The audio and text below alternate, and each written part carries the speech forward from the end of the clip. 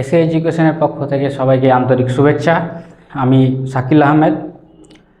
আজকে আমাদের আলোচনার বিষয় যে বিভিন্ন কম্পিটিটিভ এক্সামগুলো যেগুলো হয়, যেরকম ওয়েস্ট বেঙ্গল পুলিশ থেকে শুরু করে বর্তমানে এখন যেটা খুব ট্রেন্ডিং চলছে মাদ্রাসা সার্ভিস কমিশনের গ্রুপ ডির এক্সাম, সেটাও নিয়ে এবং এছাড়াও পশ্চিমবঙ্গের বিভিন্ন কম্পিটিটিভ এক্সাম এবং সেন্ট্রালের বিভিন্ন কম্পিটিটিভ এক্সামের জন্য খুব ইম্পর্ট্যান্ট একটা চ্যাপ্টার, অঙ্কের একটা চ্যাপ্টার নিয়ে আমরা আলোচনা করব আজকে। এবং সেই চ্যাপ্টারটির নাম হলো বাস্তব সংখ্যা তত্ত্ব, রিয়েল নাম্বার সিস্টেম।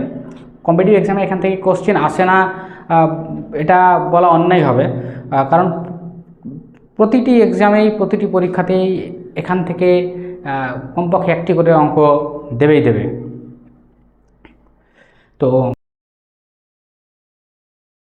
তো আমরা শুরু করছি আজকের এই বাস্তব সংখ্যা তত্ত্ব, যেটা সবাই আমরা এগুলো ছোটোবেলা থেকেই শিখে এসেছি এবং ক্লাস 9-10-এও এগুলো খুব ইম্পর্ট্যান্ট আমাদের চ্যাপ্টার ছিল।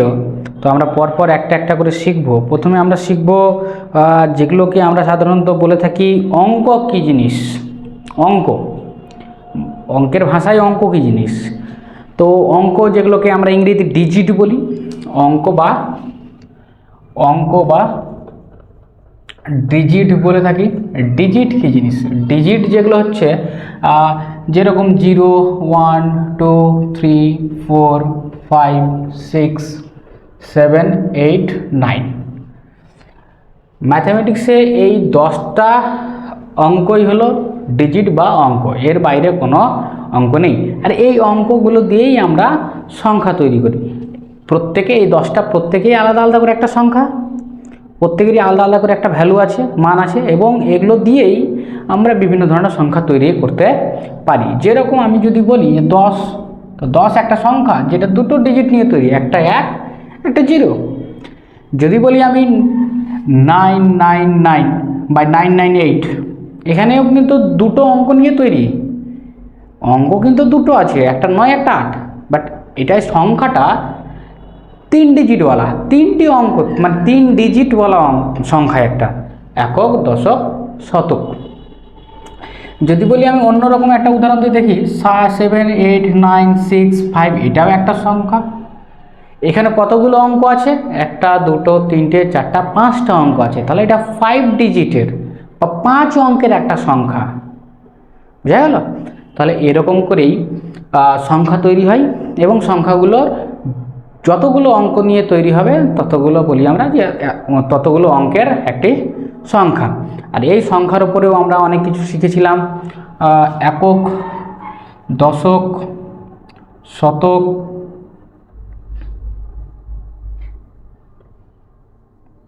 হাজার,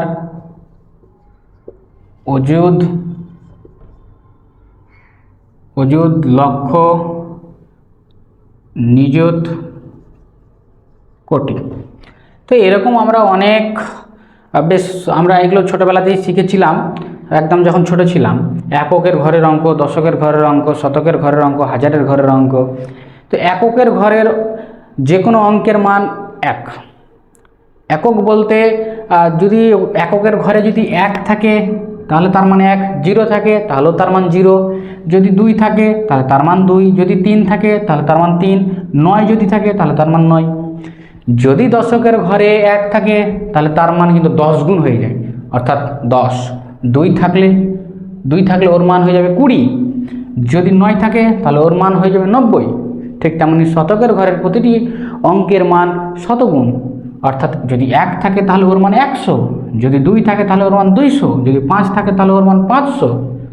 ঠিক তেমন করে এদিকে হাজারের ঘরে থাকলে 1000, যদি অযুত থাকে হাজার অবধি আমরা বুঝে যাই, কিন্তু অযুতের ঘরের প্রতিটি অঙ্কের মান 10,000 গুণ হয়ে যায়, 10,000 গুণ হয়ে যায়। যদি এখানে 1 থাকে তাহলে ওই এক অঙ্কের যেখানে অঙ্কটা যদি 1 থাকে তাহলে অযুতের ঘরে যদি থাকে তাহলে তার মান হয়ে যায় 10,000। ঠিক তেমনই যদি এখানে 5 থাকে তাহলে ওর মান হয়ে যাবে 50,000। ঠিক তেমনই লক্ষ, তো লক্ষর ঘরেও আমরা বুঝতে পারবো 1 থাকলে 1 লক্ষ, 5 থাকলে 5 লক্ষ, নিযুতের ঘরে থাকলে তার মান হয়ে যাবে 10 লক্ষ। 10 লক্ষ গুণ 5 থাকলে 50 লক্ষ গুণ, 8 থাকলে 80 লক্ষ গুণ, 1 থাকলে 10 লক্ষ গুণ। কোটির ঘরে যখন চলে যায় তখন হয়ে যায় সেটা 1 কোটি গুণ। 1 থাকলে 1 কোটি, 2 থাকলে 2 কোটি, 3 থাকলে 3 কোটি, 9 থাকলে 9 কোটি। এগুলোকে বলা হয়, এগুলোকে সাধারণত আমরা বলি স্থানীয় মান। এগুলোকে বলি আমরা স্থানীয় মান। আর এমনি নর্মালি যেগুলো 1 মানে 1, 2 মানে 2, 3 মানে 3, এগুলো একটা সাধারণ মান, ওগুলো ওদের একটা সাধারণ মান। তো একটি অঙ্কের স্থানীয় মান কত হতে পারে এবং প্রকৃত মান কত হতে পারে। প্রকৃত মানে অঙ্কটি কত, যদি 9 থাকে তাহলে তার প্রকৃত মান 9, যদি 2 থাকে তাহলে তার প্রকৃত মান 2, যদি 5 থাকে তাহলে তার প্রকৃত মান 5। কিন্তু স্থানীয় মানটা চেঞ্জ হয়ে যায় তার পজিশন অনুযায়ী, স্থান অনুযায়ী, সে একটি সংখ্যার মধ্যে কোথায় আছে। তো আমরা সাধারণত এদেরকে একটা সাজাই, সুন্দর করে সাজাতে গেলে এই এককের ঘরের প্রতিটি অঙ্কের মান 10⁻0 গুণ বলি আমরা। গুণ আকারে যখন বলি আমরা কত গুণ, তাহলে 10⁻0 গুণ, এটাকে বলি 10⁻1 গুণ, এটাকে বলি আমরা 10⁻2 গুণ, এটাকে 10⁻3 মানে 1000 গুণ, এটাকে বলি আমরা 10⁻4 মানে 10,000 গুণ, এটাকে বলি 10⁻5 মানে হচ্ছে 1 লক্ষ গুণ, এটাকে বলি 10⁻6 মানে 10 লক্ষ গুণ, এটাকে বলি আমরা 10⁻7,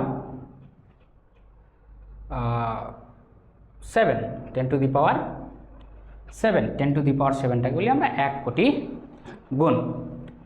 তো এইভাবে আমরা স্থানীয় মান আমরা বার করতে পারি। আমি উদাহরণ দিয়ে একটা অবশ্যই বুঝাবো। আমি একটা উদাহরণ নিচ্ছি, 9, 5, 6, 7, 3, 2, 1, 4, ঠিক আছে, হয়ে গেছে। তো আমরা যদি এখানে হিসাব করে দেখি, এই একটা সংখ্যা লিখেছি আমরা, এই একটা সংখ্যার মধ্যে কার কত স্থানীয় মান সেটা আমরা জানব। তাহলে আমরা একক দশক করে বুঝতে চাই। যদি বলি 4-এর, যদি বলি 4-এর স্থানীয় মান, বা ইংরেজিতে বলা এটাকে প্লেস ভ্যালু, প্লেস ভ্যালু কত, তাহলে প্লেস ভ্যালু কত হবে এর, যেহেতু এককের ঘরে আছে আর এককের ঘরের মান 1 গুণ হয়, তার মানে 4 4ই, 4-এর 1 গুণ 4, 10⁻0 মানে কত 1, যে কোনো সংখ্যার পাওয়ার 0 হলে কত হয় 1। ঠিক তেমনই যদি আমি একের, যদি বলি এখানে 1-এর স্থানীয় মান কত হবে, 1 কোথায় আছে, একক দশকের ঘরে আছে মানে 10 গুণ, তার মানে 1-এর সঙ্গে 10 গুণ করলে হয়ে যাবে 10। যদি বলি আমি 2-এর স্থানীয় মান কত হবে, তাহলে 2 ইন্টু, যেহেতু ও শতকের ঘরে আছে আর শতকের ঘরের মান হয়ে যায় শতগুণ, মানে 10⁻² মানে শতগুণ, তার মানে এর মান হয়ে গেল 200। ঠিক তেমনই প্রত্যেকটা অঙ্ক এবার আমরা সাজাতে পারি। যদি আমি বলি 5-এর, তাহলে 5-এর স্থানীয় মান কত হতে পারে, তাহলে একক, দশক, শতক, হাজার, অযুত, লক্ষ, নিযুত। তাহলে নিযুতের ঘরে আছে 5, আর নিযুত মানে হলো কত 10 লক্ষ, নিযুত মানে হলো 10 লক্ষ। তো 10 লক্ষ 10⁻6, 10⁻6, তাহলে 5 এবং 6টা 0, 6টা, এই 10⁻6 জিরোর ওপরে 6 মানে 6টা 0। তাহলে এখানে আমাদের কত হয়ে গেল, যদি আমরা এটাকে যদি 5-এর স্থানীয় ভ্যালু জিজ্ঞেস করি, তাহলে একক, দশক, শতক, হাজার, অযুত, লক্ষ, নিযুত মানে হলো 50 লক্ষ। ঠিক তেমনই 9, তার 9 তো কোটির ঘরে আছে, তাহলে এর প্লেস ভ্যালু কত হবে বা স্থানীয় মান কত হবে 9 কোটি। ঠিক এইভাবেই আমরা যে কোনো সংখ্যার মধ্যে যে কোনো একটি অঙ্কের স্থানীয় মান এবং প্রকৃত মান বলতে পারি। স্থানীয় মান বা প্লেস ভ্যালু আমরা সহজেই বলতে পারলাম, এবং প্রকৃত মান খুব সহজ। প্রকৃত মান অঙ্কটা যেটা সেটাই তার প্রকৃত মান, 9 তার প্রকৃত মান 9, 2 তার প্রকৃত মান 2। সে সংখ্যার মধ্যে যেখানেই থাকুক না কেন তার প্রকৃত মান কখনোই চেঞ্জ হয় না, কিন্তু তার স্থানীয় মান সর্বদা পরিবর্তনশীল, সংখ্যা অনুযায়ী তার মান চেঞ্জ হতে থাকে।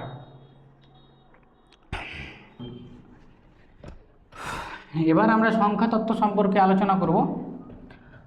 সংখ্যা তত্ত্ব যে জিনিসগুলো হচ্ছে, প্রথমেই আমরা সংখ্যা তত্ত্বের মধ্যে স্বাভাবিক সংখ্যা সম্পর্কে আমরা একটু আলোচনা করব। স্বাভাবিক সংখ্যা, স্বাভাবিক সংখ্যা যেটাকে ইংরেজিতে বলা হয় ন্যাচারাল নাম্বার। ন্যাচারাল নাম্বার কী জিনিস? তো ন্যাচারাল নাম্বার হলো যে সমস্ত সংখ্যাগুলি একদম স্বাভাবিক, যেখান থেকে আমরা গণনার কাজে, যে সমস্ত সংখ্যাগুলিকে গণনার কাজে ব্যবহার করি, অর্থাৎ মানুষ গুনতে হোক বা যে কোনো জিনিস গুণার জন্য, গণনার জন্য যখন ব্যবহার করি, তখন আমরা কী করি?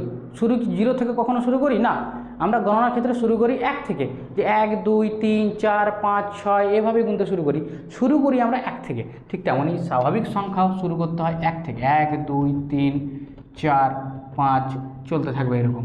গণনা যেরকম শেষ হবে না, চলতে থাকে, ঠিক তেমনি স্বাভাবিক সংখ্যাও চলতে থাকে। এই স্বাভাবিক সংখ্যায় কোনো ভাঙা চড়া সংখ্যা হয় না, ভগ্নাংশ বা দশমিক বলা সংখ্যা হয় না, কারণ আমরা গণনার ক্ষেত্রে দশমিক ইউজ করি না। কখনো বলি যে এখানে কতজন মানুষ আছে, তখন কি আমরা কখনো গুনি 1 2 3 3.5 4.5 5.5 এভাবে কখনো গুনি না, দশমিকেও গুনি না, আমরা সবসময় একটা পূর্ণ সংখ্যা আকারে গুনি, যে 1 2 3 4 5 এইভাবেই গুনি। ঠিক তেমনই আমরা গণনার কাজে যেগুলোকে ব্যবহার করি সেগুলো সবই হচ্ছে স্বাভাবিক সংখ্যা। সেকেন্ড হচ্ছে আমাদের স্বাভাবিক সংখ্যার পরে আমরা শিখব পূর্ণ সংখ্যা। পূর্ণ সংখ্যা যেগুলোকে বলা হয় ইন্টিজার। এই ইন্টিজার আবার দুটো ভাগে ভাগ আছে, একটা আছে ধনাত্মক আর একটা আছে ঋণাত্মক। এই ধনাত্মক ঋণাত্মক দুজনের মাঝে আছে আবার 0। ঠিক খুব ইন্টারেস্টিং জিনিস, যে বর্ডারে তাদের 0 এবং বর্ডারে 0 পরে স্বাভাবিক সংখ্যাগুলো, অর্থাৎ 1 2 3 4 5 6 এই যে পূর্ণ সংখ্যা, একদম গোটা সংখ্যা, পূর্ণ সংখ্যা, সেগুলো হচ্ছে একটা পূর্ণ সংখ্যা। এবং ঠিক মানে পূর্ণ বলতে পূর্ণ, এখানে কোনো ভাঙাচোরা শব্দ নেই, সংখ্যা নেই, 0 মানে দশমিক বলাও নেই, ভগ্নাংশও নেই। ঠিক তেমনি এদিকে যদি আমরা চলে আসি -1 -2 -3 -4 dot dot dot dot infinity অবধি এদিকে চলে যাব, এদিকেও আমরা একটা ইনফিনিটি অবধি ইনফিনিটি অবধি এদিকে চলে আসবো, অর্থাৎ +∞ টু এদিকে -∞ টু +∞, এবং সংখ্যাগুলো সবসময় এরকম হবে, পূর্ণ হবে। অর্থাৎ পূর্ণ সংখ্যা কোনগুলো? তাহলে আমরা 0কে ইনক্লুড করে ধরে নিয়ে +-1 +-2 +-3 +-4 এই সংখ্যাগুলো হচ্ছে আমাদের পূর্ণ সংখ্যা। ধনাত্মক পূর্ণ সংখ্যা যেগুলো 1 2 ধনাত্মক এখান থেকে শুরু হবে, অর্থাৎ ধনাত্মক পূর্ণ সংখ্যা আর বাস্তব স্বাভাবিক সংখ্যা একই ব্যাপার। ঋণাত্মক সংখ্যাগুলো কোনগুলো? পূর্ণ সংখ্যা -1 -2 -3 এই ধরনের সংখ্যাগুলো, অর্থাৎ ধনাত্মক পূর্ণ সংখ্যাগুলির সামনে শুধু মাইনাস লাগিয়ে দিয়ে আমরা যদি চলতে থাকি তাহলে হবে এগুলো। আর একটা জিনিস বড় ছোট বুঝবো কী করে? আমরা 0 থেকে যত দূরে যাব তত ছোট হয়, ঋণাত্মকের দিকে যত দূরে যাব তত ছোট হয়, আর 0 থেকে ধনাত্মকের দিকে যত দূরে যাব তত বড় হয়। ঠিক তেমনই এখানে আমি যদি বলি -4 এবং -2, কে বড় কে ছোট? তাহলে 0 থেকে -2 কাছে, তাহলে অবশ্যই -2 বড়, -4 ছোট। যত দূরে আসবো তত ছোট ঋণাত্মকের দিকে, আর ধনাত্মকের দিকে যত দূরে যাব তত বড় হয়। যদি বলি আমি এখন যে 0 আর -8 কে বড়, তো অনেকেই এটা ভুল ধারণা থাকে যে যেহেতু 8 দেখে -8টাকে অনেকে বড় বলে দেয়। না, এখানে অবশ্যই 0 বড়, কারণ 0 ডান দিকে আছে, তাহলে যে সংখ্যাগুলো ডান দিকে থাকবে তারা বড়, যে সংখ্যাগুলো বাম দিকে থাকবে, যত বাম দিকে যাবে তত ছোট হবে, বাম দিক থেকে যত ডান দিকে যাব তত বড় হবে। এটা পূর্ণ সংখ্যা অনুযায়ী। এরপরে আমরা 3 নম্বরে চলে আসব। আমাদের 3 নম্বরে যেটা আছে, যেটাকে আমরা বলবো হোল নাম্বার, যেগুলো সেটা আমরা শিখব। তো এটা আবার কোন ধরনের সংখ্যাগুলো? এটা হচ্ছে আমরা যে শুরু হয় এটা 0 1 2 3 4 5 এই ধরনের সংখ্যাগুলোকে আমরা বলবো তোমার হোল নাম্বার, বা তোমার 0 থেকে একদমই শুরু হবে, 0 1 2 3 4। তো 0 1 2 3 4 5 এরকম যখন চলতে থাকবে, অর্থাৎ বাস্তব মানে যেগুলো স্বাভাবিক সংখ্যা যেগুলো আছে সেগুলোর সঙ্গে জাস্ট 0 ইনক্লুড করব, তাহলে সেটা হয়ে গেল হোল নাম্বার, যেটাকে বাংলায় বলে থাকি আমরা অখণ্ড সংখ্যা। খণ্ড না, ভাঙা না, সবই অখণ্ড। এরপর আমরা চলে আসব মূলদ সংখ্যা। মূলদ সংখ্যা কী জিনিস, বা এটাকে বলা হয় রেশনাল নাম্বার। রেশনাল নাম্বার কী জিনিস? তো রেশনাল নাম্বার হলো যে সমস্ত সংখ্যাগুলিকে পি বাই কিউ আকারে লেখা যায়, পি বাই কিউ আকারে লেখা যায়, যেখানে পি কিউ দুটোই হবে কি পূর্ণ সংখ্যা, দুটোই হবে পূর্ণ সংখ্যা, এবং কিউ কখনো জিরো হতে পাবে না। সাপোজ যদি আমি বলি 1/0, তাহলে এটা কিন্তু মূলদ সংখ্যা হবে না, কারণ নিচে জিরো বলেছে, নিচে যে থাকবে সে জিরো হতে পাবে না। ওপরেরটা জিরো হোক, 0/1 এটা হোক, কোনো সমস্যা নেই। 0 একটা পূর্ণ সংখ্যা, 1ও একটা পূর্ণ সংখ্যা, এটা নিয়ে কোনো সমস্যা নেই। তাহলে আমরা মূলদ সংখ্যার উদাহরণগুলো দেখে নিই। মূলদ সংখ্যার উদাহরণ সাধারণত আমি যদি বলি 2/5, 2ও একটা পূর্ণ সংখ্যা, 5ও একটা পূর্ণ সংখ্যা, 2/5 একটা মূলদ সংখ্যা। যদি বলি আমরা 3/-7, তো মাইনাসটা এখানে না লিখি, আমরা অনেক সময় এখানেই লিখি, সমস্যা নেই। তো -3/7 এটাও একটা পূর্ণ সংখ্যা, কারণ মাইনাসটা এখানে ধরো বা এখানে ধরো, কোনো জায়গায় সমস্যা নেই। 3ও একটা, 7ও একটা পূর্ণ সংখ্যা। -3 যদি বলি বা -7 বলি, সেটাও একটা পূর্ণ সংখ্যা, এবং নিচে যে আছে সে কিন্তু জিরো নয়, তাহলে এটাও আমাদের মূলদ সংখ্যা।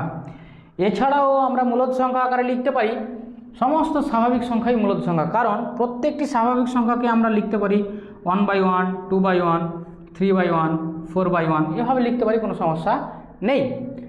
সমস্ত পূর্ণ সংখ্যাই আমাদের মূলদ সংখ্যা, যতগুলো আছে। পূর্ণ সংখ্যা জিরো, জিরো কি কখনো মূলদ সংখ্যা হতে পারে?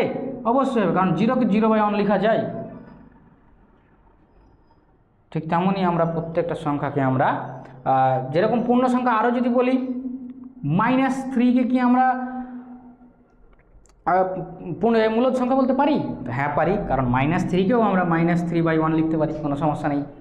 তো এরকম করে আমরা মূলদ সংখ্যা আমরা লিখতে পারি এবং সাজাতে পারি। নেক্সট আমরা শিখব মূলদ সংখ্যা বাদ দিয়ে যেটা থাকে অমূলদ সংখ্যা,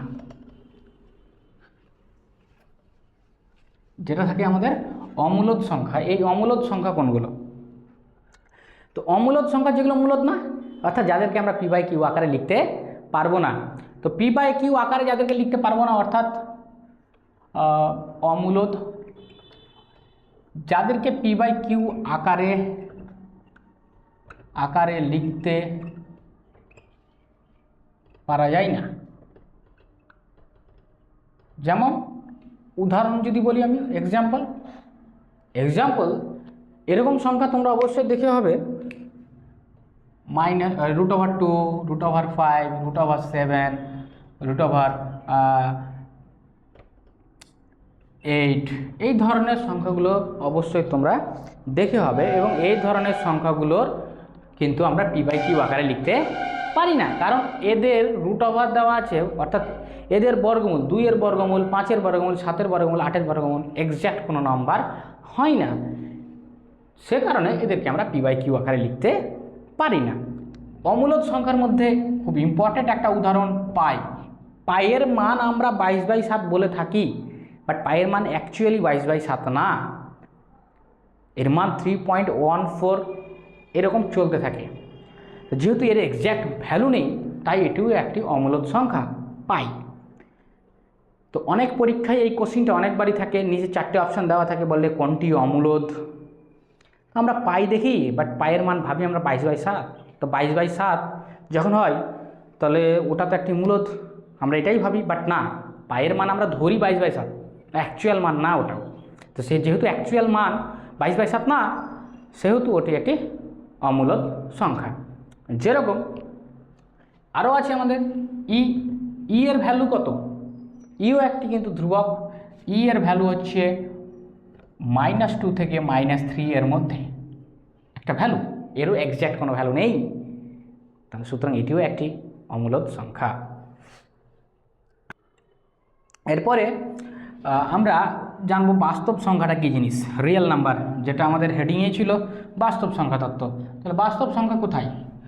তো এই যে মূলদ প্লাস অমূলদ, এই দুটোকে যোগ করলে, অর্থাৎ মূলদ যতগুলো হবে এবং অমূলদ যত সংখ্যা হবে সমস্ত সংখ্যাকে আমরা একসঙ্গে বলবো বাস্তব সংখ্যা। অমূলদ তো আমরা বুঝে গেলাম এই ধরনের সংখ্যাগুলো অমূলদ। মূলদ কোনগুলো? মূলদ ওই প্রত্যেকটাই অমূলদ, ওই প্রত্যেকটাই মূলদ সংখ্যা যারা স্বাভাবিক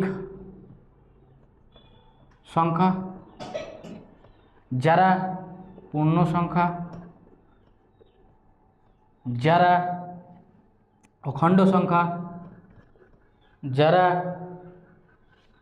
অখণ্ড বাদ দিয়ে আর কিছু আছে, ধনাত্মক পূর্ণ সংখ্যা, ঋণাত্মক পূর্ণ সংখ্যা, প্রতিটি ভগ্নাংশ সবাই হচ্ছে মূলদ সংখ্যা। এবং যারা মূলদ না, অর্থাৎ যাদেরকে পি বাই কিউ আকারে লিখতে পারছি না, তারাই হচ্ছে আমাদের অমূলদ। এবং এই অমূলদের মধ্যে উদাহরণগুলো হচ্ছে √2, √5, √7, √8, পাই, ই, এই ধরনের সংখ্যাগুলোকে আমরা বলে থাকি। যাদের এক কথায় বর্গমূল করা যায় না তাদেরকে আমরা বলে থাকি অমূলদ সংখ্যা। এরপরে আমরা শিখব মৌলিক সংখ্যা। এবং মৌলিক সংখ্যা কোনগুলি যেগুলো শিখব, তারপর আমরা যৌগিক সংখ্যা, জোড় সংখ্যা, বিজোড় সংখ্যা, পরস্পর মৌলিক সংখ্যা সমস্তগুলোই আমরা শিখব। তো মৌলিক সংখ্যা কি জিনিস? মৌলিক সংখ্যা হলো যে সমস্ত সংখ্যাগুলিকে এক এবং ওই সংখ্যাটি ছাড়া অন্য কোনো সংখ্যা দিয়ে ভাগ করা যায় না। যেরকম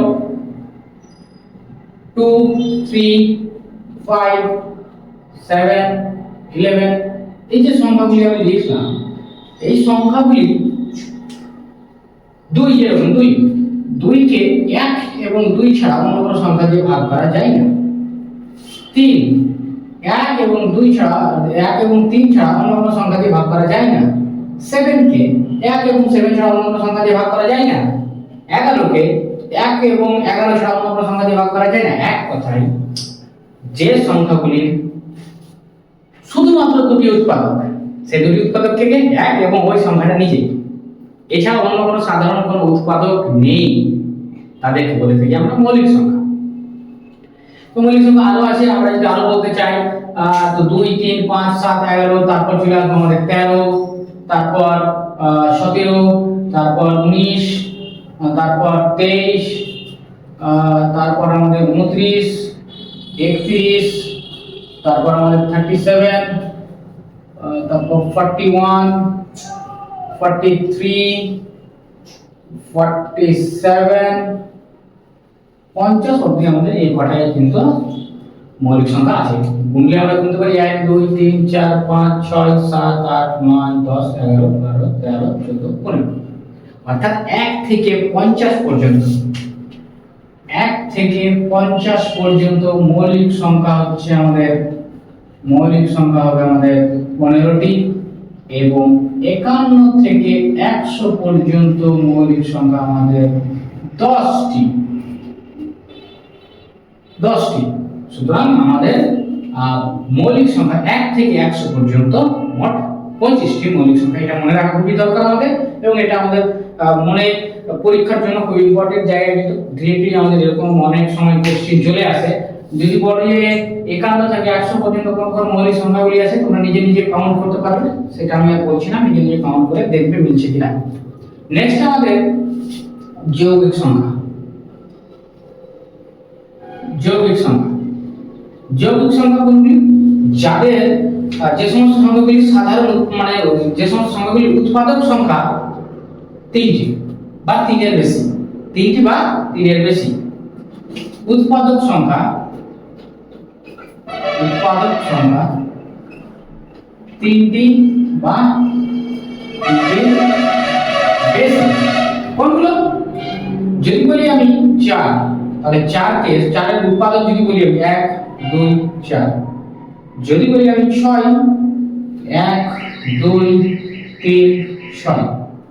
যদি বলি আমরা 10, 1, 2, 5, 10।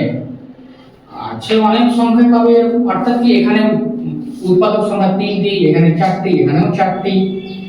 যে সমস্ত সংখ্যাগুলির উৎপাদক সংখ্যা 3টি বা 3টির বেশি, অর্থাৎ যে সমস্ত সংখ্যাগুলিকে 1 এবং নিচে ওই সংখ্যাটা ছাড়াও অন্য কোনো সংখ্যা দিয়ে ভাগ করা যায়। যেরকম 4কে 1 এবং 4 ছাড়াও অন্য কোনো সংখ্যা 2 দিয়ে ভাগ করা যায়।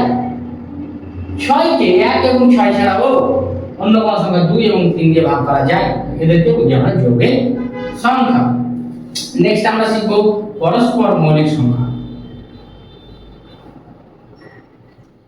পরস্পর মৌলিক সংখ্যা। পরস্পর মৌলিক সংখ্যাকে আমরা সাধারণত বলে থাকি কোপ্রাইম নাম্বার। তো দুটি সংখ্যা কখন পরস্পর মৌলিক হবে, বা তিনটি সংখ্যা কখন পরস্পর মৌলিক হবে, অথবা চারটি সংখ্যা কখন পরস্পর মৌলিক হবে?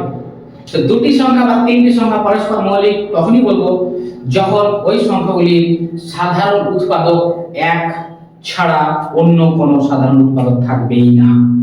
মানে কথাটার অর্থ কি বুঝলাম না? দুটি সংখ্যা আমি ধরছি, একটি সংখ্যা 7 এবং একটি সংখ্যা 11। 7 এবং 11 এই দুটি সংখ্যার সাধারণ উৎপাদক খুঁজে দেখি তো।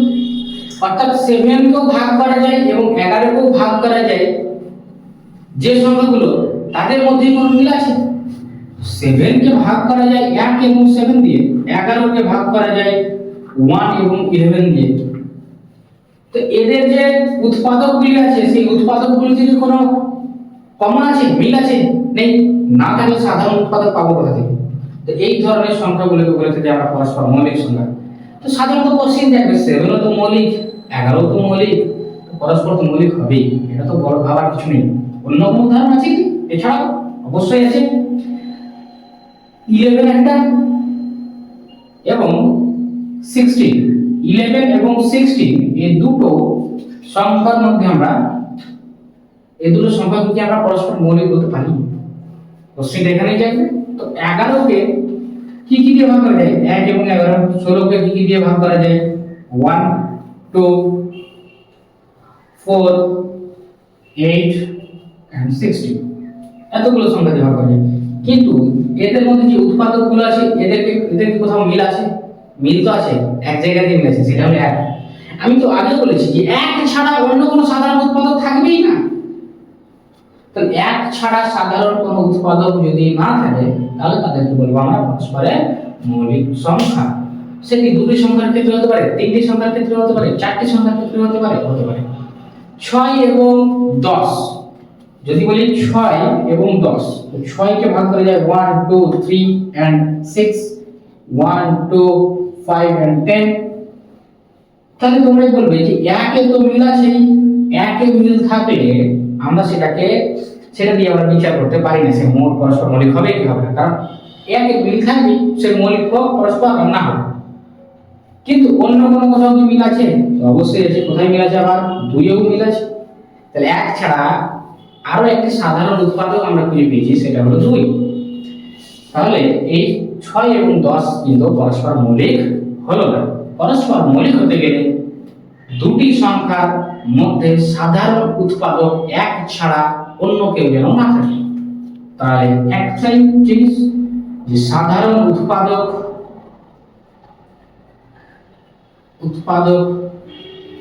1 ছাড়া অন্য কোনো সংখ্যা হবে না, তাহলে হবে পরস্পর মৌলিক সংখ্যা। এরপরে আমরা শিখব মৌলিক সংখ্যা হয়ে গেলে এরপরে আমরা শিখব জোড় সংখ্যা, বিজোড় সংখ্যা।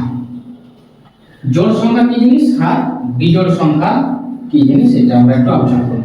জোড় সংখ্যা হলো যে সমস্ত সংখ্যাগুলিকে 2 দ্বারা ভাগ করা যায়, এবং বিজোড় সংখ্যা হলো যে সমস্ত সংখ্যাগুলিকে 2 দ্বারা ভাগ করা যায় না। জোড় সংখ্যা, জোড় সংখ্যা বা এটাকে বলা হয় ইভেন নাম্বার। জোড় সংখ্যা যে সমস্ত সংখ্যাগুলিকে 2 দ্বারা বিভাজ্য অর্থাৎ ভাগ করা যাবে। যেরকম 2 নিজেও একটা তো জোড় সংখ্যা হতে পারে, 4 6 -6 -4 অনেক হবে। বিজোড় সংখ্যা কোনগুলো? বিজোড় সংখ্যা হবে আমাদের যেটা বলি আমরা ওয়ার্ড নাম্বার। ওয়ার্ড নাম্বার হচ্ছে যে সমস্ত সংখ্যাগুলি 2 দ্বারা বিভাজ্য না, যেরকম +-3 +-5 +-7 এইগুলোকে আমরা বলি বিজোড় সংখ্যা। এবার কোশ্চেন আমি যদি বলি যে এটা বিশাল বড় একটা সংখ্যা দিলাম 6 8 9 7 3 4 2 1 6 এত বড় একটা সংখ্যা দিলাম দিয়ে আমি জিজ্ঞেস করছি এই সংখ্যাটা জোড় না বিজোড়। তো এত বড় সংখ্যা জোড় না বিজোড় কিভাবে চেক করব? সবচেয়ে সহজ উপায় এটা চেক করার, শেষে আমরা দেখব কি আছে। শেষে আসে আমাদের 6, ইউনিট ডিজিটটা দেব একদম শেষে যে দেখতে পাচ্ছি সংখ্যাটা সেটাকে আমরা দেখব। ইউনিট ডিজিটটা 6, 6 কি দ্বিতীয় ভাগ করা যায়? যায়। যদি যায় তাহলে জোড় হবে, যদি না যায় তাহলে সে জোড় হবে না, বিজোড় হবে। তো আমাদের এই হলো আমাদের বাস্তব সংখ্যা তত্ত্বের কিছু থিওরেম, এবং এই থিওরেমের উপরে আমরা কিছু এবার কয়েকটা অঙ্ক করার চেষ্টা করব, এবং সেই অঙ্কের ভিত্তিতে আমরা দেখি কোন কোন জিনিসগুলো আমাদের সমস্যা হচ্ছে, কোন কোন জিনিসগুলো আমাদের সমস্যা হচ্ছে না, অঙ্কের মাধ্যমে আমরা বুঝতে পারবো। তো আমরা এখানে 5টি অঙ্ক নিয়ে এসেছি এবং 5টি অঙ্ক আমরা সমাধান করার চেষ্টা করব, এবং এই ধরনের অঙ্কগুলো বেশ পরীক্ষায় আমাদের দেখতে পাই, আমরা অনেক পরীক্ষাতেই আমরা দেখতে পাই এই অঙ্কগুলো। এবং সামনে আমাদের যে গ্রুপ ডি এর পরীক্ষা আছে এসএসসি মানে মাদ্রাসা সার্ভিস কমিশনের, সেই মাদ্রাসা সার্ভিস কমিশনের গ্রুপ ডির পরীক্ষায় খুব ইম্পর্টেন্ট কিন্তু এই ধরনের অঙ্কগুলো, কারণ এসএসসি গ্রুপ ডির পরীক্ষায় কঠিন কোশ্চিন হবে না, এই ধরনেরই সহজ সহজ কোশ্চিনগুলো দিবে, কিন্তু এগুলো অবশ্যই জেনে যেতে হবে, না জানলে কিছুতেই হবে না। তো আমাদের প্রথম যে কোশ্চিনটা আছে সেটা একটু পড়ে দেখলে হয় যে দুটি সংখ্যার যোগফল 54 এবং বিয়োগফল 32, তাহলে সংখ্যা দুটি কী কী?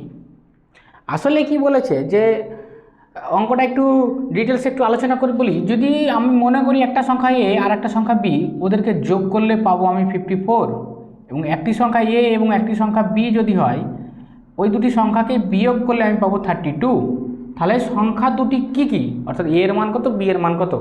তো এই ধরনের অঙ্ক আমরা বিভিন্নভাবে করতে পারি, আমরা এটাকে এখান থেকে অপনয়ন করেও করতে পারি, বিভিন্নভাবে করতে পারি, কিন্তু অত বড় করে যখন আমরা কম্পিটিটিভ পরীক্ষা দিব তখন এত বড় করে অত অঙ্ক করলে হয় না, ছোট ছোট করে আমাদেরকে অঙ্ক করতে হবে, এবং খুব সহজেই যাতে খুব তাড়াতাড়ি যাতে অঙ্ক করতে পারি সেটাও আমাদেরকে লক্ষ্য রাখতে হবে।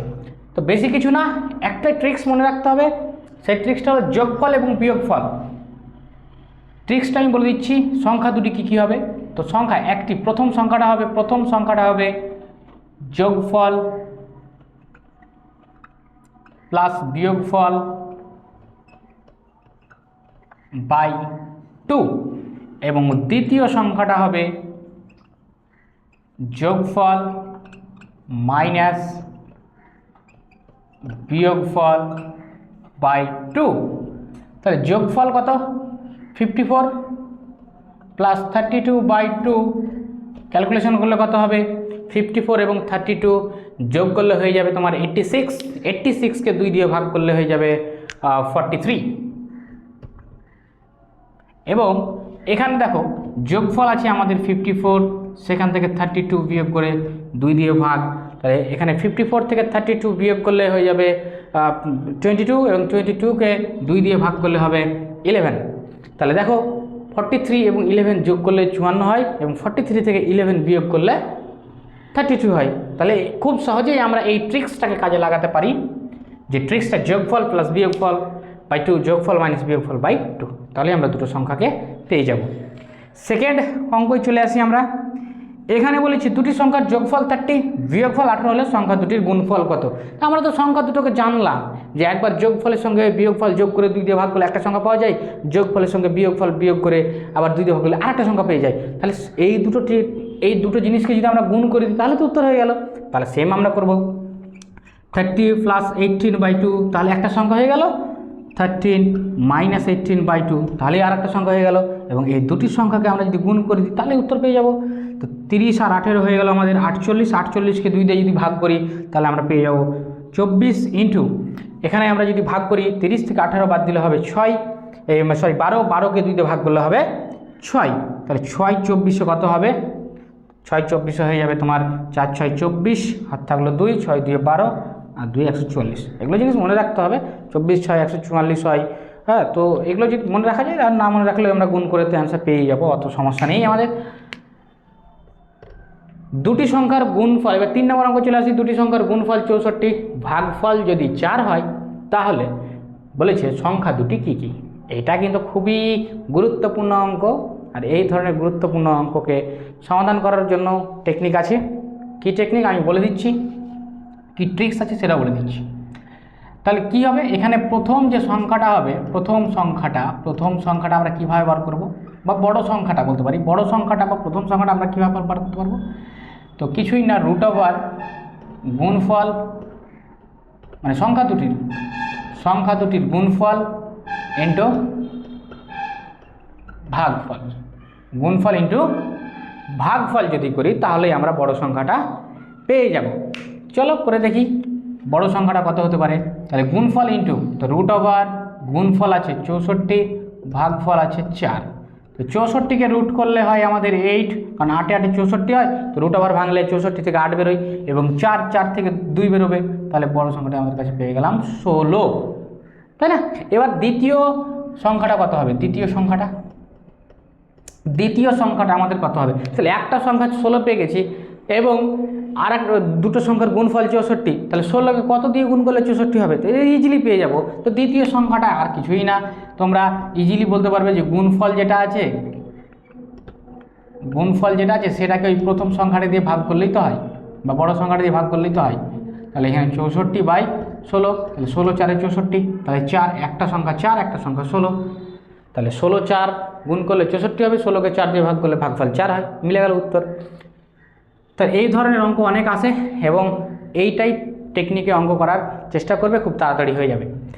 নেক্সট অঙ্ক বলেছে প্রথম 5টি মৌলিক সংখ্যার সমষ্টি কত। তো আমি আগেও বলেছি এই ধরনের অঙ্ক আসে, এবং খুব ইম্পর্টেন্ট টাইপের অঙ্ক এগুলো, যে প্রথম 5টা মৌলিক সংখ্যা কী কী এটা তোমাকে জানা উচিত। তো প্রথম মৌলিক সংখ্যা আমাদের 2, তারপরে 3, তারপরে আমাদের 5, তারপরে আমাদের 7, তারপরে আমাদের 11, 2 3 5 7 11 যোগ কর। তো 11 আর 7 হয়ে গেল আমাদের কত, 18, আর এদিকে 10 28, যোগ করলে পেয়ে যাবো আমরা 28। তাহলে এটাই আমাদের অ্যান্সার।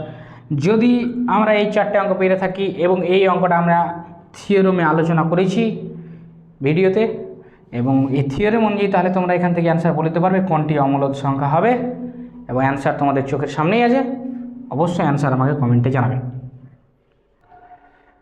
আর দুটি অঙ্ক আমাদের এখানে আছে, এবং এখান থেকে এই দুটো অঙ্ক খুব আমাদের কাছে ইম্পর্টেন্ট, যে দুটি সংখ্যার সমষ্টি 12 এবং তাদের অনন্যকের সমষ্টি 12/35 হলে সংখ্যা দুটি কী কী। এই টাইপের কোশ্চিনগুলো একটু ভাবনা দিয়ে করতে হবে, কারণ যদি খুব সহজে করতে চাই, আর যদি খুব সহজে করতে না চাই, তাহলে আমাদের এমনিই হয়ে যাবে। যেরকম আমি বলছি, যদি একটু ভাবনা, মানে একটু যদি সহজ সরলভাবে সবার জন্য যদি ভেবে চিন্তে ওই অঙ্ক দুটো করি, তো যদি আমি দুটো সংখ্যাকে এক্স এবং আরেকটা সংখ্যাকে ওয়াই ধরে নিই, যদি একটা সংখ্যাকে এক্স এবং একটি সংখ্যাকে ওয়াই ধরে নিই, তাহলে আমরা শর্তানুসারে কী বলতে পারি, যে এক্স প্লাস ওয়াই এর মান হবে 12, আর তাদের অনন্যক বলতে 1/x প্লাস 1/y, তাই না? এটাকে যদি একটু ক্যালকুলেশন করি তাহলে কী হয়ে যাবে, এক্স ওয়াই লসাগু, তাহলে ওয়াই প্লাস এক্স সমান, এটা সমান বলেছি ওরা 12/35।